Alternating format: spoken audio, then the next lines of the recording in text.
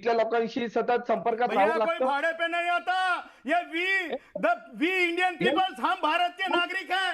ये किसी राज ठाकरे की या किसी की ये जागीरदारी नहीं है। भारत का संविधान हमें अधिकार देता है। यूपी वाला भाई हो, छत्तीसगढ़ का हो या बिहार का हो, राज ठाकरे तो क्या कोई भी रोक नहीं सकता। इसके बाप के घर की खेती नहीं है। एक हे ज्ञान हे जे ज्ञान आहे ना, हे ज्ञान तिकडे तामिळनाडू केरळमध्ये जाऊन द्यायची हिंमत आहे का? महाराष्ट्र में भारत डॉक्टर बाबा साहेब आंबेडकर थे।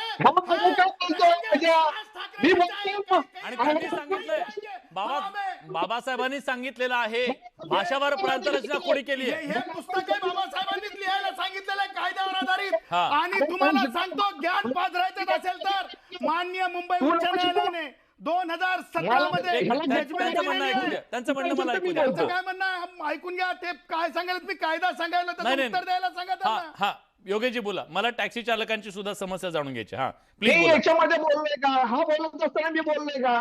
हा म्हणजे का बोलतो मग हा माणूस? ए बाबा, मी तुला कोण बोलायला? मी व्ह्यूअर्सला सांगत आहे, तुला नाही सांगत। तू एवढा मोठा कधी होऊन गेला? मी माझ्या व्ह्यूअर्स लाखो, एकदा तुला रिटर्न बोलताय तर 1 लाख बोलतात, तुझा नेता बोलताय तर 5,000 पर्यंत तुझा नेता आवाज जात बंद नाही। करा, आवाज बंद करा. कोणाचा?